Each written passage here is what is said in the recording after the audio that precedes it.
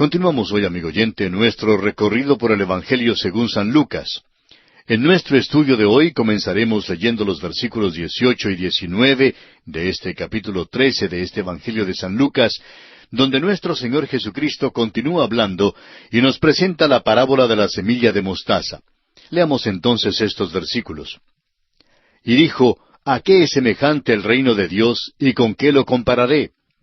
Es semejante al grano de mostaza que un hombre tomó y sembró en su huerto, y creció y se hizo árbol grande, y las aves del cielo anidaron en sus ramas. La semilla de mostaza simboliza lo que algunos llaman la iglesia visible, con sus organizaciones y sus denominaciones multiplicadas. La semilla de mostaza normalmente es una hierba y cuando más un arbusto, pero no un árbol. Y esto es lo que pasa en la iglesia. En lugar de darle un segundo plano a sus organizaciones, hay realmente un crecimiento anormal que ha sido demasiado grande y rápido. Han perdido su verdadero carácter y razón de ser, y han llegado a ser demasiado grandes. Las aves son la clave de esta parábola. Representan al diablo, quien está activo en medio de la cristiandad e inclusive en muchas de las llamadas iglesias. Ahora leamos los versículos 20 y 21, donde encontramos la parábola de la levadura. Y volvió a decir, ¿a qué compararé el reino de Dios? Es semejante a la levadura que una mujer tomó y escondió en 3 medidas de harina hasta que todo hubo fermentado. Tal como lo hemos dicho en estudios anteriores, la levadura no representa al Evangelio, sino un principio de maldad. La levadura nunca significa algo bueno en la Biblia. La palabra levadura ocurre unas 98 veces en la Biblia, unas 75 veces en el Antiguo Testamento y unas 23 veces en el Nuevo Testamento. Siempre se usa en un sentido malo. Dice, por ejemplo, en Éxodo 12:15, 7 días comeréis panes sin levadura, y así el primer día haréis que no haya levadura en vuestras casas, porque cualquiera que comiere leudado, desde el primer día hasta el 7º, será cortado de Israel. Y ahora pasemos al versículo 22 de este capítulo 13 de Lucas. Pasaba Jesús por ciudades y aldeas enseñando y encaminándose a Jerusalén. Jesús se encamina a Jerusalén. Lucas ya nos ha dicho allá en el capítulo 9, versículo 51, que cuando se cumplió el tiempo en que él había de ser recibido arriba, afirmó su rostro para ir a Jerusalén. Avanza prontamente hacia la cruz. Este iba a ser el último viaje del Salvador. Y luego tenemos la parábola de la puerta estrecha y el lamento de Jesús sobre Jerusalén, que solo leeremos sin comentarios, ya que tratamos estos 2 pasajes al estudiar los pasajes paralelos en el Evangelio según San Mateo. Leamos desde el versículo 23 hasta el 30 de Lucas capítulo 13. Y alguien le dijo, Señor, ¿son pocos los que se salvan? Y él les dijo, Esforzaos a entrar por la puerta angosta, porque os digo que muchos procurarán entrar y no podrán. Después que el padre de familia se haya levantado y cerrado la puerta, y estando fuera empecéis a llamar a la puerta, diciendo, Señor, Señor, ábrenos, él respondiendo os dirá, No sé de dónde sois. Entonces comenzaréis a decir, Delante de ti hemos comido y bebido, y en nuestras plazas enseñaste. Pero os dirá, Os digo que no sé de dónde sois. Apartaos de mí todos vosotros, hacedores de maldad. Allí será el llanto y el crujir de dientes, cuando veáis a Abraham, a Isaac, a Jacob y a todos los profetas en el reino de Dios, y vosotros estéis excluidos. Porque vendrán del oriente y del occidente, del norte y del sur, y se sentarán a la mesa en el reino de Dios. Y aquí hay postreros que serán primeros, y primeros que serán postreros. Y acercándonos al final de este capítulo 13 de Lucas, escuchemos a Jesús confirmar una vez más su determinación de ir a Jerusalén. Leamos entonces los versículos 31 al 33, que dicen, Aquel mismo día llegaron unos fariseos diciéndole, Sal y vete de aquí, porque Herodes te quiere matar. Y les dijo, Id y decid a aquella zorra, He aquí echo fuera demonios y hago curaciones hoy y mañana, y al 3er día termino mi obra. Sin embargo, es necesario que hoy y mañana y pasado mañana siga mi camino, porque no es posible que un profeta muera fuera de Jerusalén. Luego, en el versículo 34, comienza el lamento de Jesús sobre Jerusalén hasta el versículo final de este capítulo 13 de Lucas. Jerusalén, Jerusalén, que matas a los profetas y apedreas a los que te son enviados. ¿Cuántas veces quise juntar a tus hijos como la gallina a sus polluelos debajo de sus alas, y no quisiste? He aquí vuestra casa os es dejada desierta, y os digo que no me veréis hasta que llegue el tiempo en que digáis, bendito el que viene en nombre del Señor. Y así, amigo oyente, concluye el capítulo 13 del Evangelio según San Lucas. Y pasamos ahora al capítulo 14. En este capítulo encontramos que Cristo sana a un hidrópico en el día de reposo. Enseña la humildad y el agasajar a los pobres, da la parábola de la gran cena, enseña lo que cuesta seguir a Cristo como discípulo y enseña en cuanto a la sal que ha perdido su sabor. Solo el doctor Lucas relata la ocasión cuando Jesús comió en casa de uno de los fariseos principales, donde les da al anfitrión y a los convidados una lección sobre la etiqueta en la parábola devastadora del convidado ambicioso. También hay dos parábolas más en este capítulo que no aparecen en ninguno de los otros evangelios. Son la edificación de una torre y la de un rey preparándose para hacer guerra. En este capítulo 14, Jesús cena de nuevo. Ya hemos visto un caso cuando Jesús cenó en casa de un fariseo. Allí una prostituta ungió sus pies. Había allí dos ejemplos extremos de la raza humana. El uno era fariseo y ella era prostituta. Él se consideraba de lo más elevado en su moralidad, mientras que ella había estado en las profundidades de la inmoralidad. Él era producto de la religión, mientras ella era producto de la vida del vicio. El fariseo se sentó, mientras que ella permaneció en pie. El fariseo estaba ofendido por la presencia de esta prostituta, y ella está turbada. Él es crítico, y ella siente desdén hacia él. Ella llora. Él se siente superior y ella se siente inferior. Él es del alto rango de la sociedad, pero ella es del rango bajo. Él representa lo mejor, pero ella representa lo peor. Él era famoso, pero ella tenía mala fama. Él procedía de la mejor parte del pueblo, pero ella vino del barrio pobre. Sobre el nivel moral, él es mejor que esta mujer, y ninguno que lee esta historia dudará eso. El Señor, sin embargo, le perdonó mucho a ella. A quien le perdona mucho, ese amará mucho al Señor. La medida de su salvación, amigo oyente, es la medida de su pecado. Lo que usted piensa en cuanto a Cristo es lo que piensa de sí mismo como pecador. Si usted es un pecador pequeño, entonces necesita de un Salvador pequeño. Pero si usted se reconoce como un pecador destinado al infierno, entonces necesitará un Salvador con destino al cielo. Bueno, Jesús cena de nuevo y esta vez nos vamos a gozar. Leamos el primer versículo de este capítulo 14 de Lucas. Aconteció un día de reposo que habiendo entrado para comer en casa de un gobernante, que era fariseo, éstos le acechaban. Tenemos que confesar que si un fariseo nos hubiera convidado a cenar en el día de reposo, hubiéramos rehusado ir. Este fariseo solo quería espiar al Señor. Este primer versículo provee el medio ambiente, el tono y el color de la situación. Fue el preludio antes de la cena lo que causó la tensión. Ahora el versículo 2 dice, «Y he aquí estaba delante de él un hombre hidrópico». Una trampa había sido puesta para atrapar al Señor. Creemos que este hombre había sido colocado allí premeditadamente para atrapar al Señor. Pero fíjese usted lo que el Señor hace. Leamos el versículo 3 y la primera parte del versículo 4 de este capítulo 14 de Lucas. Entonces Jesús habló a los intérpretes de la ley y a los fariseos, diciendo, ¿Es lícito sanar en el día de reposo? Mas ellos callaron.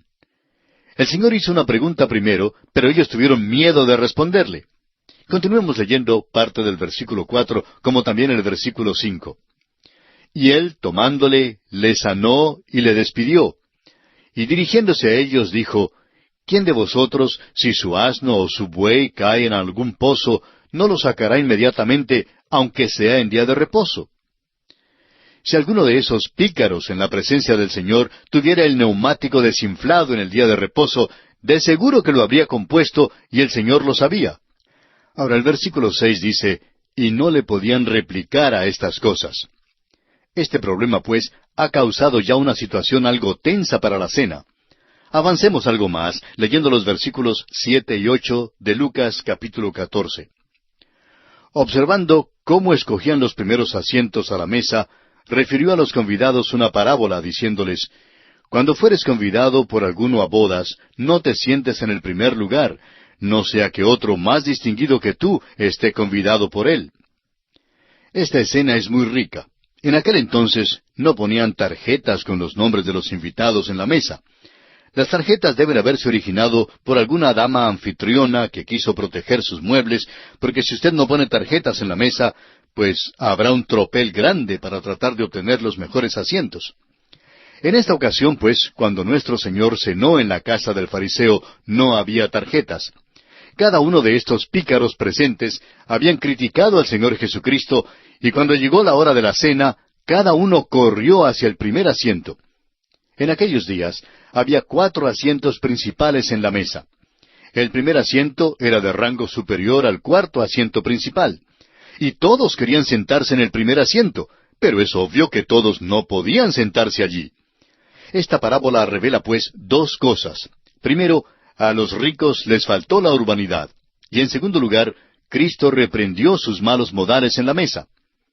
Cuando la cocinera anunció «a la mesa», todos corrieron enseguida a la mesa. La mesa en aquel entonces era un mueble muy bajo y todos se recostaban a su alrededor. En cada lado había 3 lugares donde se podía recostar. En una situación así, era el segundo asiento, o sea, el que ocupaba el lugar central, el que constituía el lugar de honor.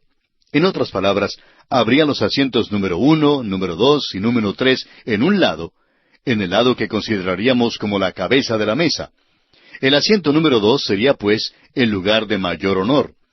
Al otro lado de la mesa habría los asientos número 4, número 5 y número 6, y entre estos, el número 5 sería el lugar de honor. Siguiendo la mesa, al otro lado, hay los asientos número 7, número 8 y número 9, y allí el puesto número 8 sería el lugar de honor. Y por fin, al cuarto lado de la mesa, el número 11 sería el lugar de honor.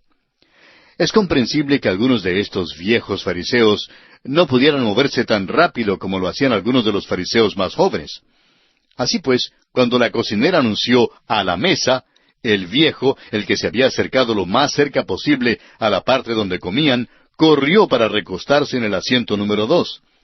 Pero uno de los fariseos más jóvenes llegó antes que él, y por tanto se volvió rápido para tratar de alcanzar el asiento número 5. De nuevo, llegó demasiado tarde porque alguien ya estaba allí. Así que con prisa trató de llegar al número 8, pero tampoco llegó a tiempo. Casi sin aliento, volvió para correr al asiento número 11 y llegó a tiempo. Este era un lugar bajo, pero todavía tenía un lugar de honor. Y así se recostó allí casi sin aliento. ¿Puede usted imaginarse, amigo oyente, lo cómico que debe haber sido observar a estos hombres corriendo lo más rápido posible para tratar de llegar a los lugares de honor? Ahora leamos los versículos 9 y 10 de Lucas capítulo 14. Y viniendo el que te convidó a ti y a él, te diga, da lugar a éste, y entonces comiences con vergüenza a ocupar el último lugar. Mas cuando fueres convidado, ve y siéntate en el último lugar, para que cuando venga el que te convidó te diga, amigo, sube más arriba. Entonces tendrás gloria delante de los que se sientan contigo a la mesa. El Señor Jesús le dijo a este grupo que cuando uno es convidado a una cena, no se debe lanzar hacia el lugar de honor. El anfitrión puede estar pensando en otra persona para sentarse en el lugar en que uno se ha sentado, y entonces tendrá que venir y decirle, tenga la bondad de pararse e ir a otro puesto más bajo. Aquí se va a sentar otro.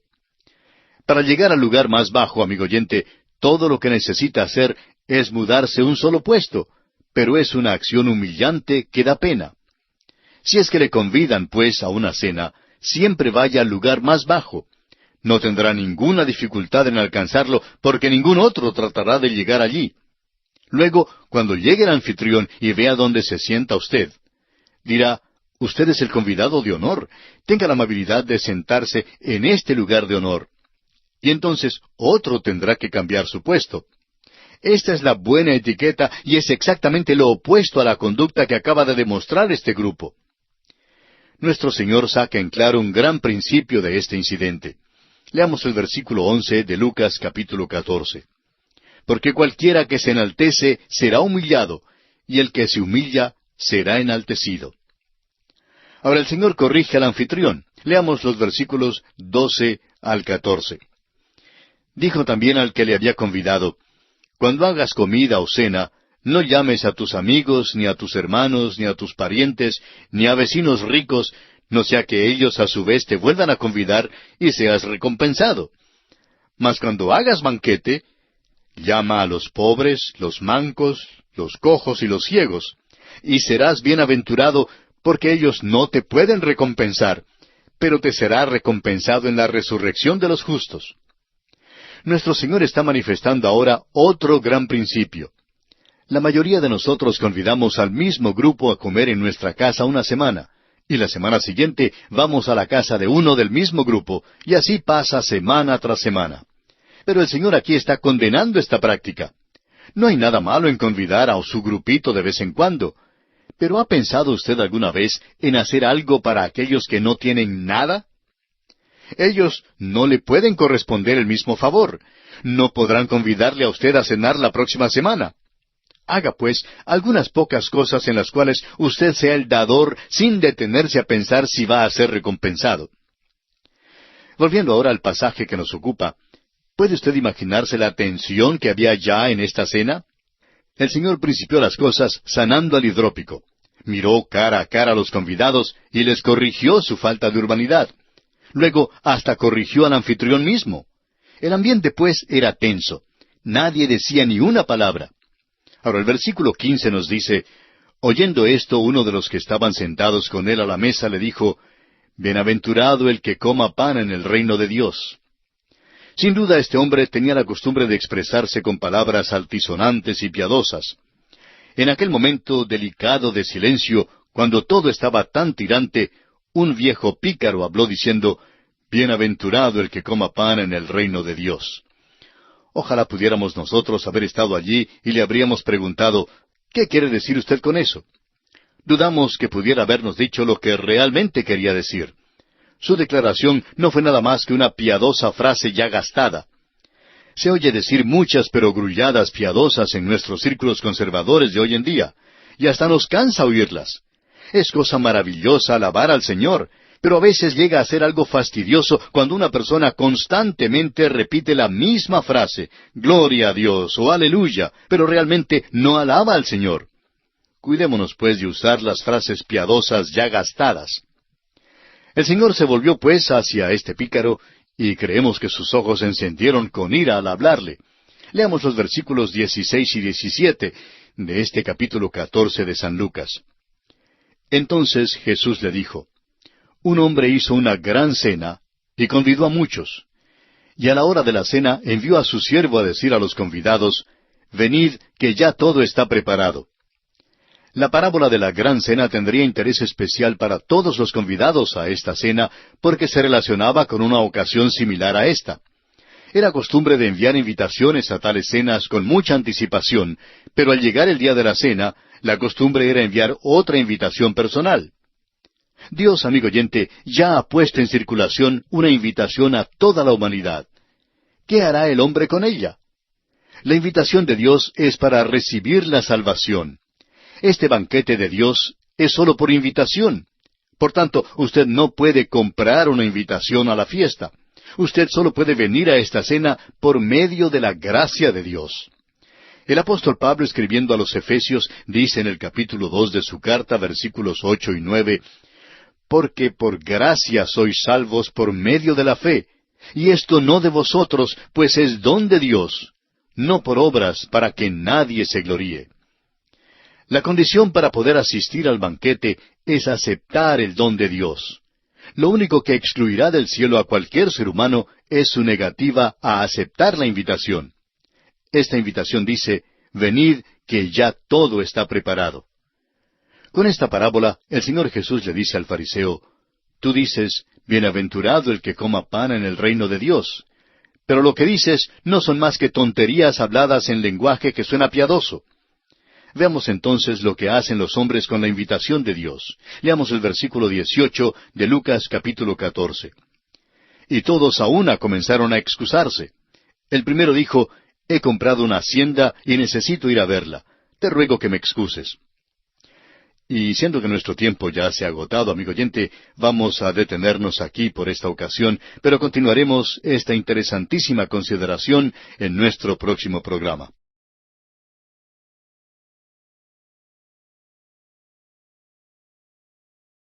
Continuamos hoy, amigo oyente, nuestro estudio del capítulo 14 del Evangelio según San Lucas. Y en nuestro programa anterior comenzamos a considerar la parábola de la Gran Cena, y dijimos que en medio de la tensión que ya había en la cena a la cual el Señor Jesús había sido invitado, uno de los fariseos que estaba a la mesa había levantado la voz y había dicho, «Bienaventurado el que coma pan en el reino de Dios», de acuerdo con lo que encontramos en el versículo 15. Ahora, sin duda, este hombre tenía la costumbre de expresarse con palabras altisonantes y piadosas. Y en aquel momento delicado de silencio, cuando todo estaba tan tirante, él habló diciendo, «Bienaventurado el que coma pan en el reino de Dios». Ahora dijimos que el Señor Jesús le había contestado precisamente con la parábola de la Gran Cena. Ahora, la parábola de la Gran Cena tendría interés especial para todos los convidados a la cena en la cual estaba el Señor participando, porque se relacionaba con una ocasión similar a esa. Era costumbre en aquellos días de enviar invitaciones a tales cenas con mucha anticipación. Pero al llegar el día de la cena, era también costumbre enviar otra invitación personal. Ahora dijimos que Dios ya ha puesto en circulación una invitación a toda la humanidad. Pero, ¿qué hará el hombre con esa invitación? La invitación de Dios es para recibir la salvación. Este banquete de Dios es sólo por invitación. Y usted, amigo oyente, no puede comprar una invitación a la fiesta. Usted solo puede venir a esa cena por medio de la gracia de Dios, como lo dice el apóstol Pablo escribiendo a los Efesios capítulo 2, versículos 8 y 9. Porque por gracia sois salvos por medio de la fe, y esto no de vosotros, pues es don de Dios, no por obras, para que nadie se gloríe. La condición para poder asistir al banquete es aceptar el don de Dios. Lo único que excluirá del cielo a cualquier ser humano es su negativa de aceptar la invitación. Ahora, esta invitación dice, venid, que ya todo está preparado. Con esta parábola, el Señor Jesús le dice al fariseo que había hablado, tú dices, bienaventurado el que coma pan en el reino de Dios. Pero lo que dices no son más que tonterías habladas en lenguaje que suena piadoso. Veamos pues lo que hacen los hombres con la invitación de Dios. Y vamos a leer una vez más el versículo 18 con el cual concluimos nuestra audición anterior. Dice el versículo 18 de San Lucas, capítulo 14, y todos a una comenzaron a excusarse. El primero dijo, he comprado una hacienda y necesito ir a verla. Te ruego que me excuses. Esto no era en realidad una razón válida para no asistir, sino más bien un pretexto de una persona que no quería asistir. Ninguno de los convidados se atrevió a decir la verdad, que no quería ir ni iría a la cena.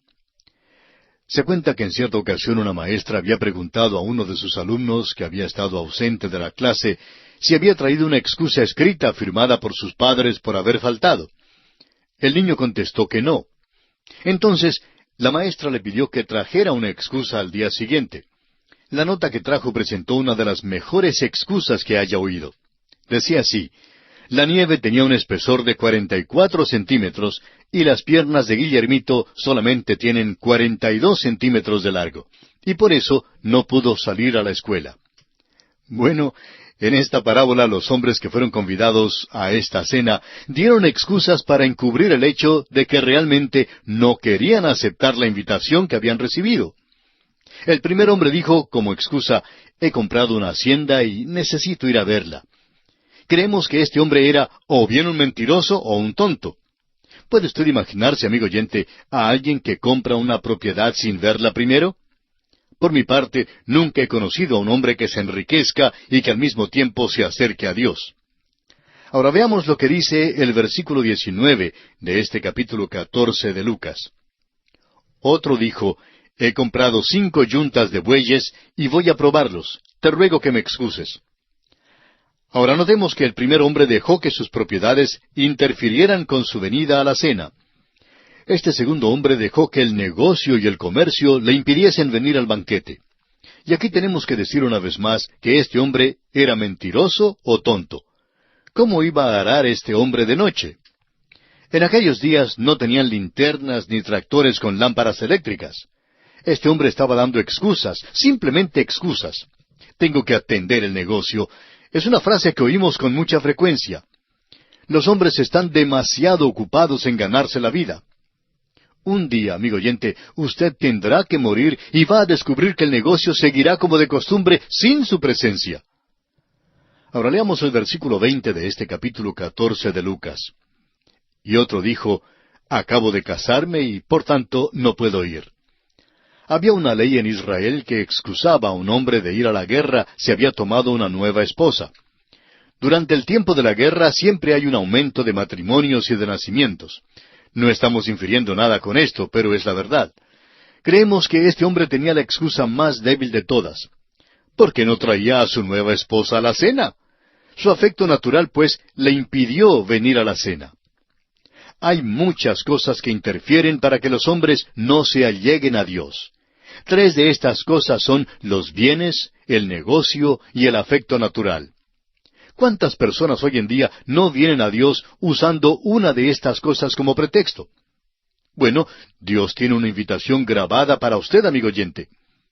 Está escrita con la sangre de Jesucristo y es una invitación para asistir a la gran mesa de la salvación. Pero si usted rechaza la invitación de Dios, Él entonces tendrá que rechazarle a usted también. Leamos ahora los versículos 21 al 24 de Lucas capítulo 14. Vuelto el siervo, hizo saber estas cosas a su señor. Entonces, enojado el padre de familia, dijo a su siervo, ve pronto por las plazas y las calles de la ciudad, y trae acá a los pobres, los mancos, los cojos y los ciegos. Y dijo el siervo, Señor, se ha hecho como mandaste, y aún hay lugar.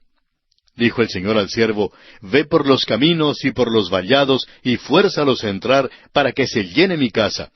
Porque os digo que ninguno de aquellos hombres que fueron convidados gustará mi cena.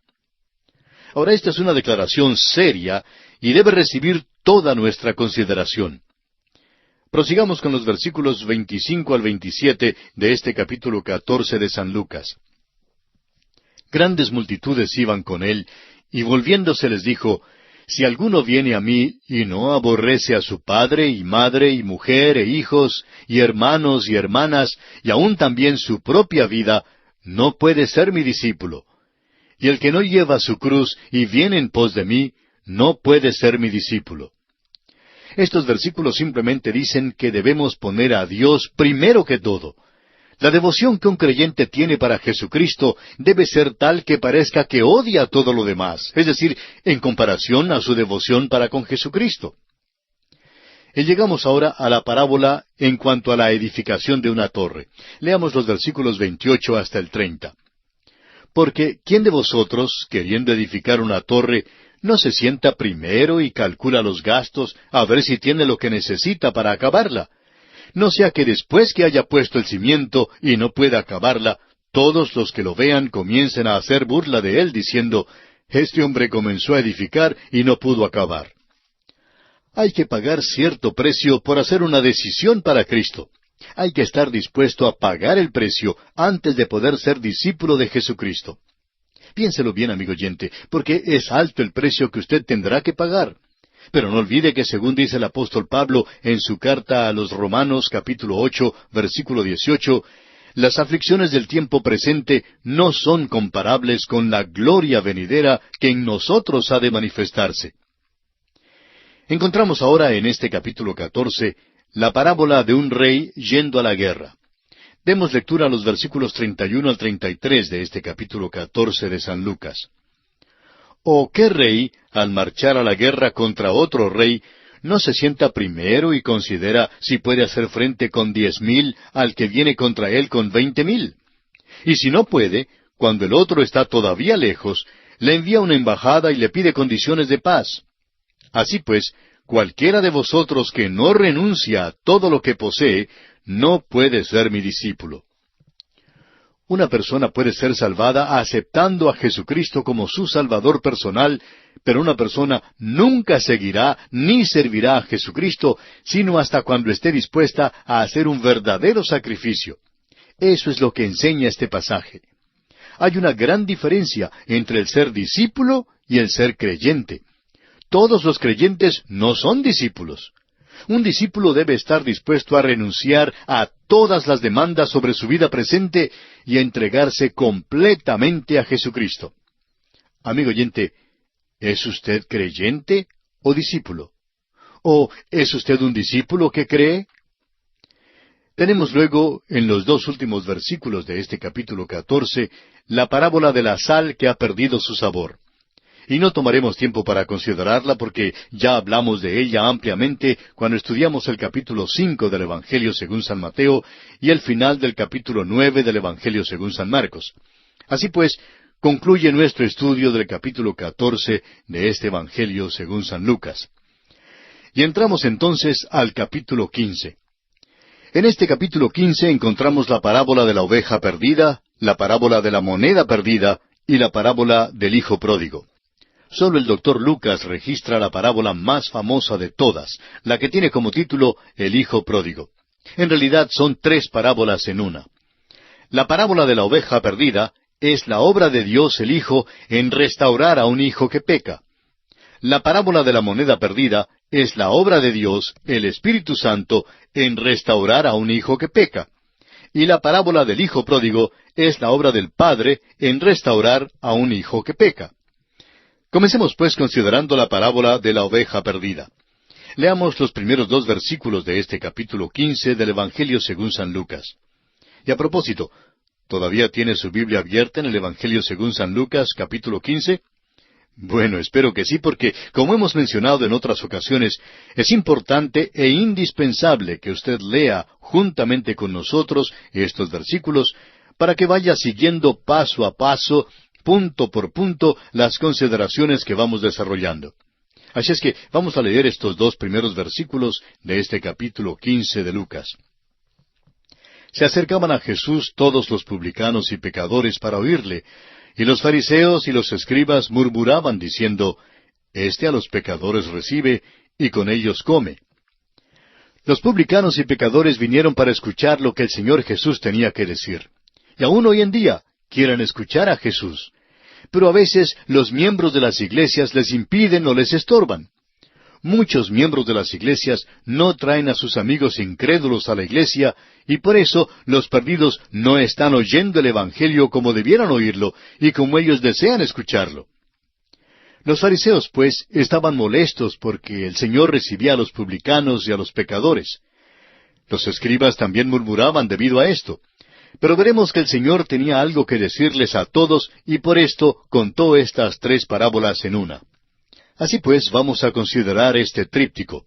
Un tríptico, entre otras cosas, es un marco que contiene tres cuadros que se relacionan entre sí. Así pues, estas tres parábolas forman un tríptico que ilustra una sola verdad espiritual.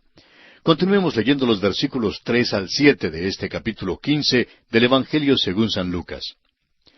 Entonces él les refirió esta parábola diciendo, ¿Qué hombre de vosotros, teniendo 100 ovejas, si pierde una de ellas, no deja las 99 en el desierto, y va tras la que se perdió hasta encontrarla?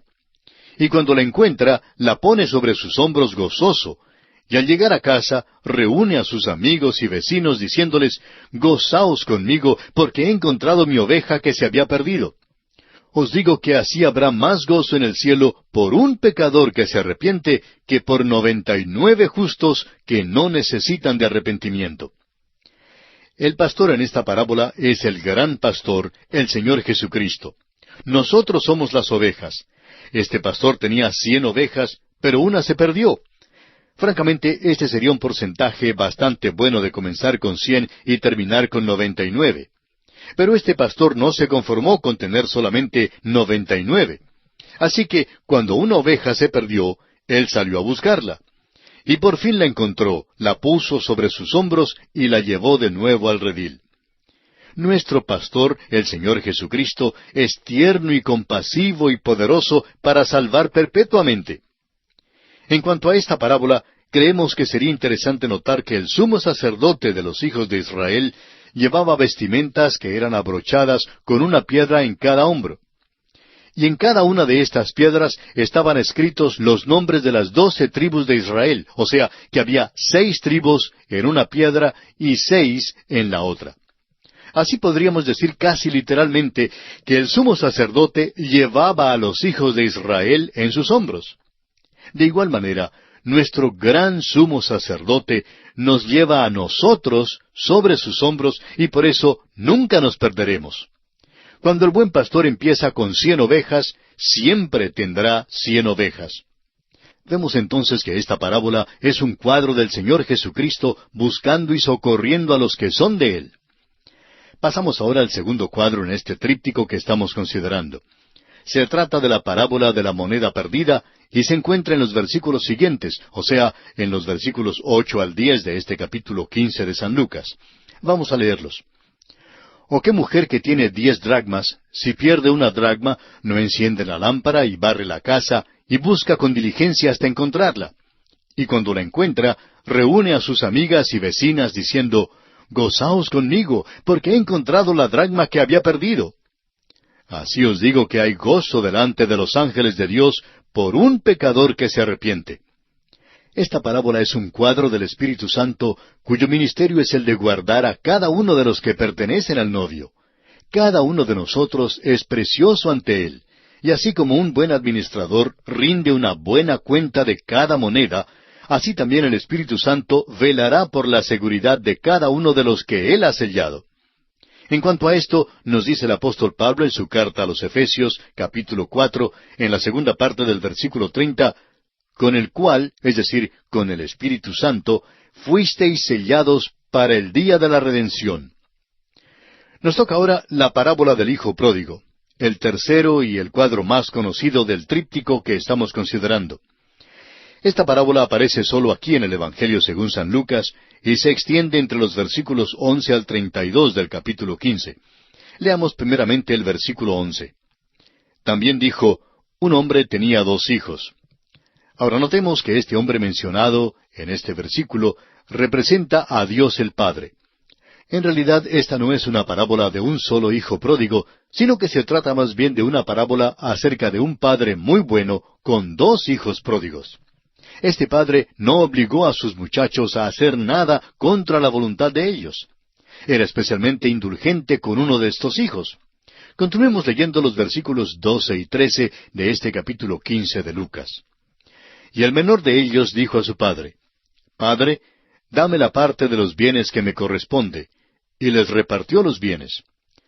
No muchos días después, juntándolo todo el hijo menor, se fue lejos a una provincia apartada, y allí desperdició sus bienes viviendo perdidamente. El padre hizo tal como lo pidió el hijo y le dio su parte de los bienes. Poco tiempo después, el hijo decidió tomar su dinero y marcharse de la casa. El padre, por su parte, no obligó al muchacho a quedarse en casa contra su voluntad.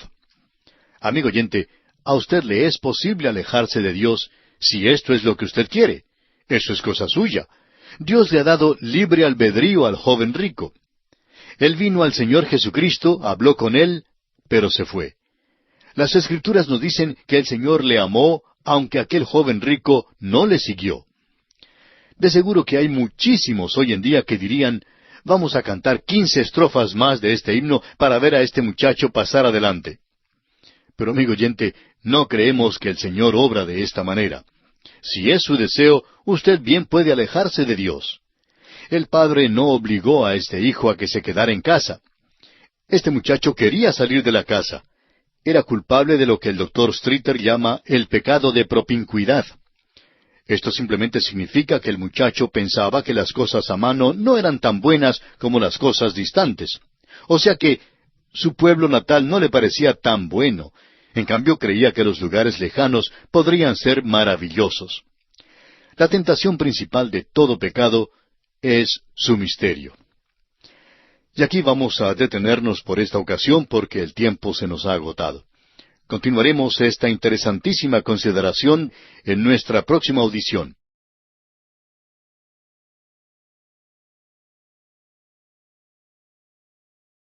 Continuamos hoy, amigo oyente, el recorrido que estamos llevando a cabo por el Evangelio según San Lucas.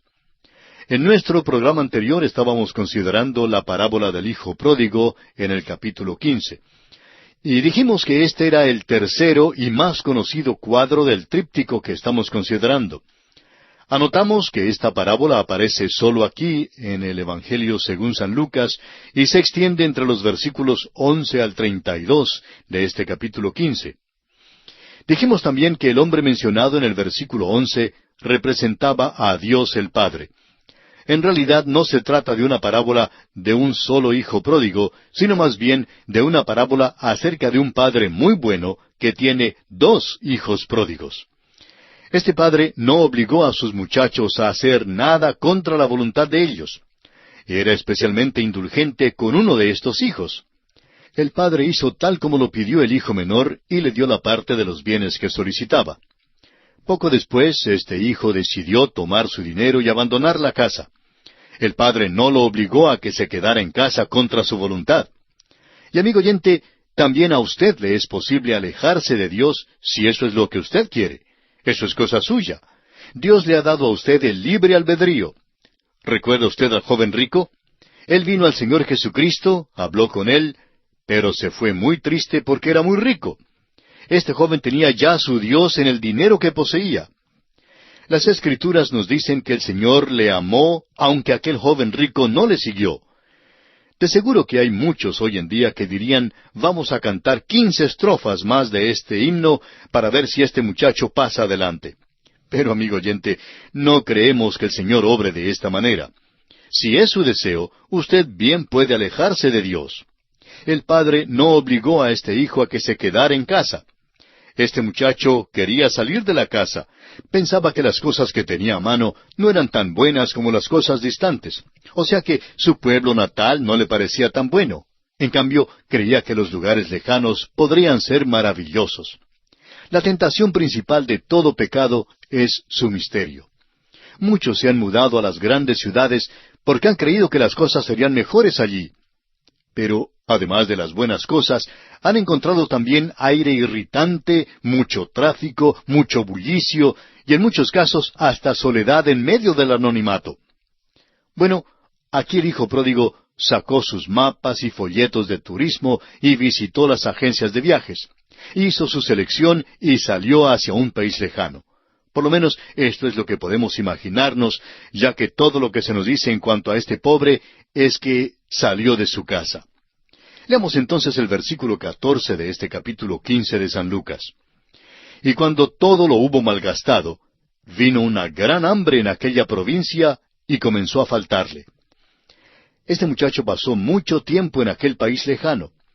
Pasó su tiempo desperdiciando sus bienes, viviendo perdidamente.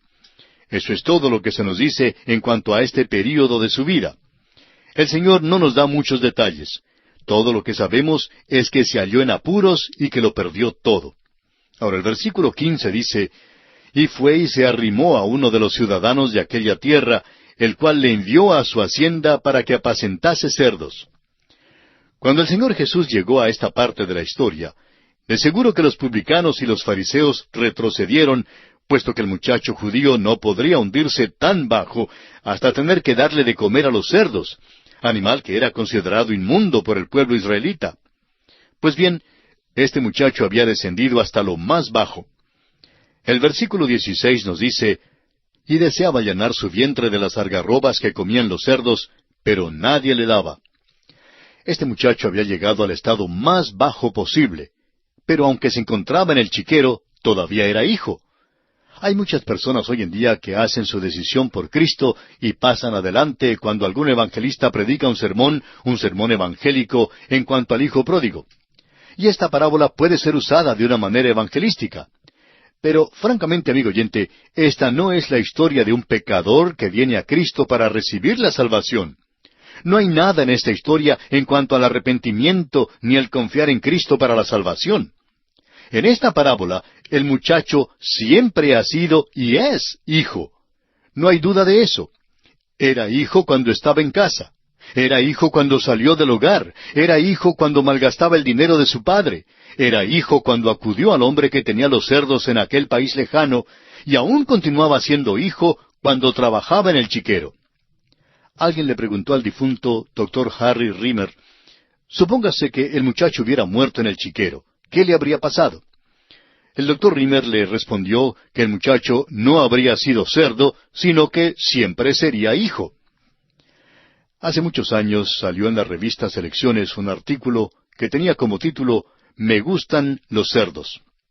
No sabemos en cuanto a esto, pero en el principio parece que el hijo pródigo hubiera escrito el artículo. Pero fue una mujer quien lo escribió. Esta dama insistía en que el cerdo es el animal más difamado entre todos. Decía ella que los cerdos no son sucios, sino limpios, que no son glotones, sino que les gustaría estar a dieta. Pero a nuestro parecer, amigo oyente, esta dama no era la autoridad en cuanto a los cerdos, como bien pudo haberlo sido el hijo pródigo. Él tuvo que vivir con ellos y descubrió que en realidad sí son sucios. A él no le gustaba vivir en el chiquero porque aún allí todavía era hijo de su padre. Los cerdos son los únicos a quienes les gusta vivir en chiqueros. Ahora continuemos con el versículo 17 de San Lucas capítulo 15. Y volviendo en sí dijo, ¿cuántos jornaleros en casa de mi padre tienen abundancia de pan, y yo aquí perezco de hambre? Este joven sabía que los siervos de su padre tenían lo suficiente para comer y de sobra. Sabía que él se estaba muriendo de hambre. Pero no nos olvidemos que aún en el chiquero pudo decir, mi padre. De modo que se decidió y dijo, me levantaré e iré a mi padre. Ningún cerdo nunca jamás ha dicho o dirá eso. Ahora los versículos 18 y 19 dicen, me levantaré e iré a mi padre y le diré, Padre, he pecado contra el cielo y contra ti. Ya no soy digno de ser llamado tu hijo. Hazme como a uno de tus jornaleros. Él no era siervo, sino hijo. Durante todo ese tiempo continuó siendo hijo. Se cansó del chiquero, decidió que era un lugar para cerdos y no para hijos. Y así se decidió a regresar a su casa. Y ahora llegamos a la parte conmovedora de la historia. ¿Qué hará el padre con este muchacho? Según la ley mosaica, ese muchacho podría haber sido lapidado. Busquemos lo que dice Deuteronomio capítulo 21, versículos 18 al 21. Espero que usted tenga su Biblia allí con usted y que esté siguiendo con nosotros paso a paso la lectura, porque como lo hemos dicho otras veces, es muy importante y provechoso para usted al continuar estos estudios. Esta porción, pues, de Deuteronomio dice, si alguno tuviere un hijo contumaz y rebelde, que no obedeciera a la voz de su padre ni a la voz de su madre, y habiéndole castigado no les obedeciere, entonces lo tomarán su padre y su madre, y lo sacarán ante los ancianos de su ciudad, y a la puerta del lugar donde viva, y dirán a los ancianos de la ciudad, este nuestro hijo es contumaz y rebelde, no obedece a nuestra voz, es glotón y borracho. Entonces todos los hombres de su ciudad lo apedrearán y morirá. Así quitarás el mal de en medio de ti, y todo Israel oirá y temerá. Esto es pues lo que pudo haberle ocurrido a este muchacho según la ley mosaica. Pero continuemos con lo que el Señor Jesús dice aquí en el versículo 20 de este capítulo 15 del Evangelio según San Lucas. Y levantándose, vino a su padre. Y cuando aún estaba lejos, lo vio su padre, y fue movido a misericordia, y corrió, y se echó sobre su cuello, y le besó. Ahora, ¿cuál fue la reacción del padre cuando vio a su hijo? ¿Corrió acaso para buscar un latiguillo para darle duro? ¿Cogió acaso algunas piedras para matarlo a pedradas? ¿Estaba enojado porque el muchacho había deshonrado su nombre y malgastado sus bienes viviendo perdidamente? No, amigo oyente, ninguna de estas cosas. El Señor continúa diciendo que fue movido a misericordia. Leamos los versículos 21 al 24 de este capítulo 15 de Lucas. Y el hijo le dijo, Padre, he pecado contra el cielo y contra ti, y ya no soy digno de ser llamado tu hijo. Pero el padre dijo a sus siervos, Sacad el mejor vestido y vestidle, y poned un anillo en su mano y calzado en sus pies, y traed el becerro gordo y matadlo, y comamos y hagamos fiesta, porque este mi hijo muerto era, y ha revivido, se había perdido, y es hallado. Y comenzaron a regocijarse. El padre le dio la bienvenida con los brazos abiertos. Este muchacho había estado en un país lejano y había conocido la verdadera miseria. Ahora que está de vuelta, comenzaron a regocijarse. El difunto doctor Jorge Hill expresó que comenzaron a regocijarse, y la Biblia no dice que jamás hayan dejado de regocijarse. Claro, la situación del hogar simplemente se mejoró más y más. Cuando usted se halla en el centro de la voluntad de Dios y marchando bien con Él, amigo oyente, entonces disfrutará del mejor tiempo de su vida. Amigo cristiano que nos escucha, usted nunca se divertirá en un país lejano.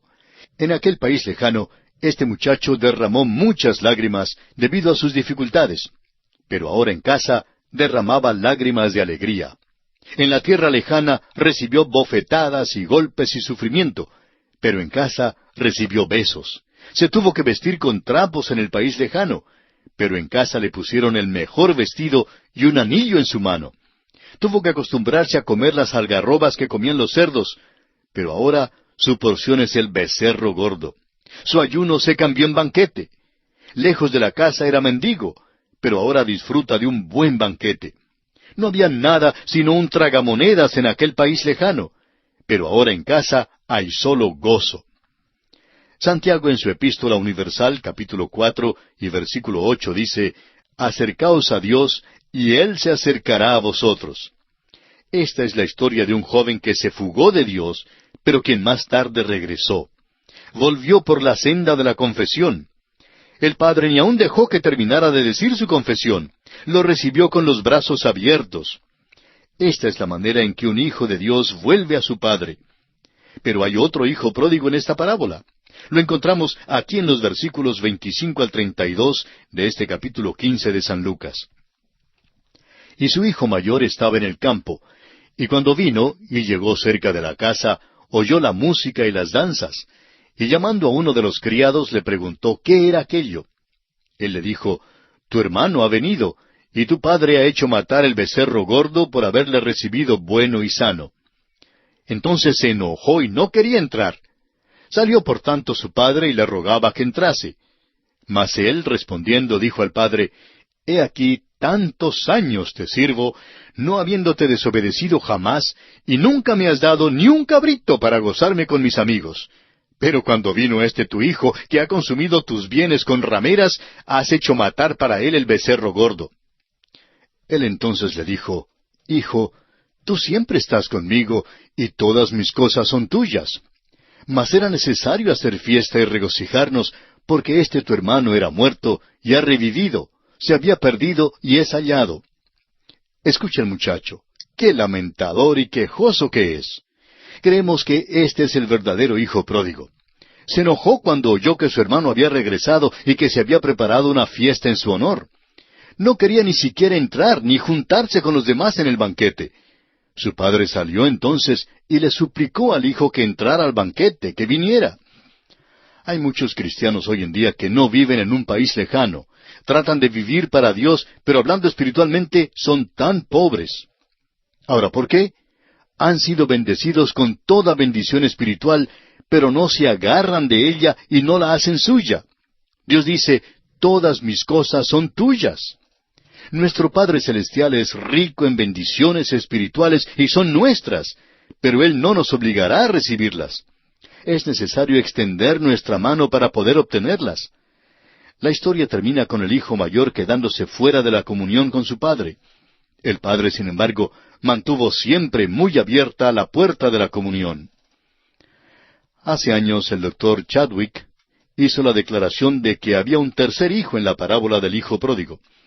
El hijo menor angustió al padre. El hijo mayor se quedó fuera de la comunión. Y el tercer hijo es quien contó la parábola. Él era Jesucristo, el Hijo de Dios. Él es el Hijo ideal, sin pecado. Vino a un país lejano, no para fugarse, sino para hacer la bendita voluntad de su Padre. Él no pasó su vida viviendo perdidamente, sino que vino para morir como un sacrificio. No fue un hijo pródigo, sino un príncipe de paz que derramó su sangre por los pecados del mundo. No era un hijo descarriado, sino un sacrificio voluntario. Él dice en Juan 1:12, mas a todos los que le recibieron, a los que creen en su nombre, les dio potestad de ser hechos hijos de Dios. La salvación viene a aquellos que simplemente creen en su nombre. Si usted, amigo oyente, es el hijo que salió a un país lejano, puede regresar al Padre. El apóstol Juan en su primera carta universal, capítulo 1, versículo 9, dice, si confesamos nuestros pecados, Él es fiel y justo para perdonar nuestros pecados y limpiarnos de toda maldad. Quizá usted sea como el hijo mayor que se quedó fuera de la comunión. Él se enojó porque creía que estaba sirviendo a Dios. Él dijo que nunca había violado los mandamientos de su padre, pero tampoco había gozado de una fiesta con sus amigos. Pero el padre le dijo, todas mis cosas son tuyas. ¡Cuán maravilloso es tener un padre como este! Amigo oyente, si usted nunca ha confiado en Jesucristo como su Salvador, usted no es hijo de este Padre. Solo puede llegar a ser hijo mediante la confianza y la fe depositada en Cristo Jesús, quien murió por usted en la cruz del Calvario. Si usted acepta a Cristo Jesús ahora mismo y viene a Él, Él será su Padre y nunca le abandonará. Si se aleja de Él y vuelve otro día, Él estará esperándole para darle la bienvenida. Él es un Salvador y un Dios maravilloso. Y así, amigo oyente, concluimos nuestro estudio del capítulo 15 del Evangelio según San Lucas. Y llegamos ahora al capítulo 16. Y aunque no nos queda mucho tiempo, quisiera hacer algunas observaciones en cuanto a este capítulo 16, que comenzaremos a estudiar en nuestra próxima audición. En este capítulo 16, pues, encontraremos la parábola del mayordomo infiel.